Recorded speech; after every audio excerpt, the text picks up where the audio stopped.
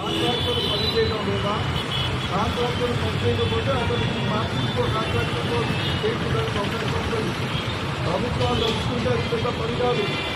కాబట్టి ఏంటంటే పూర్తిగా నిర్లక్ష్యంగా కనిపిస్తూ తప్ప ఫ్లైఓవర్ని పూర్తి చేయాలి. ఫ్లైఓవర్ని పూర్తి చేయాలి.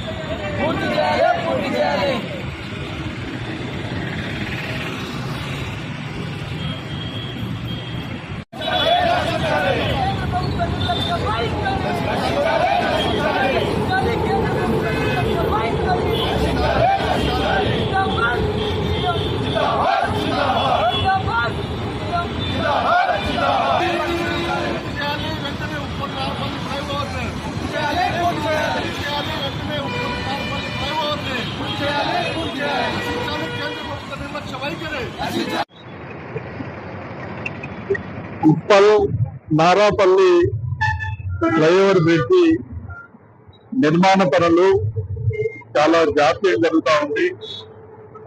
ఇప్పటికీ 7 సంవత్సరాలు అవుతున్నా కూడా 50% పనులు మాత్రమే జరిగినాయి.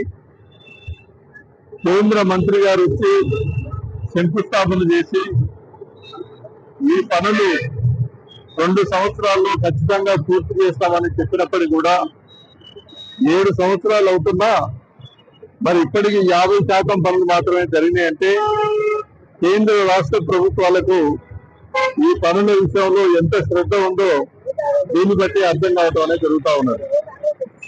ఎందుకు పనులు త్వరితగతిన జరగటం లేదు?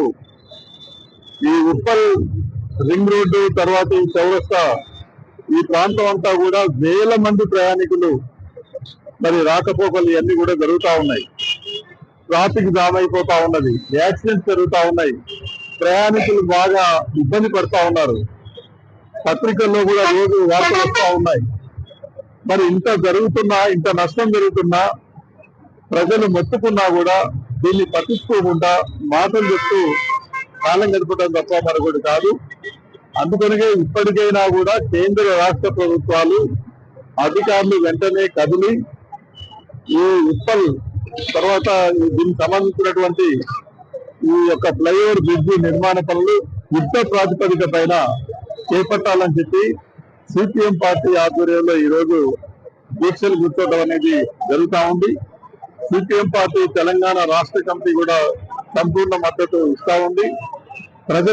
ప్రజలందరి యొక్క మద్దతు దీనికి ఉన్నది, చాలా ముఖ్యమైంది. చాలా మంది ఇబ్బంది పడుతున్నారు కాబట్టి మరి ప్రభుత్వాలు కదలాలి. ఈ రాష్ట్రం నుంచి 2 కేంద్ర మంత్రులు ఉన్నారు, 8 మంది బీజేపీ ఎంపీలు ఉన్నారు.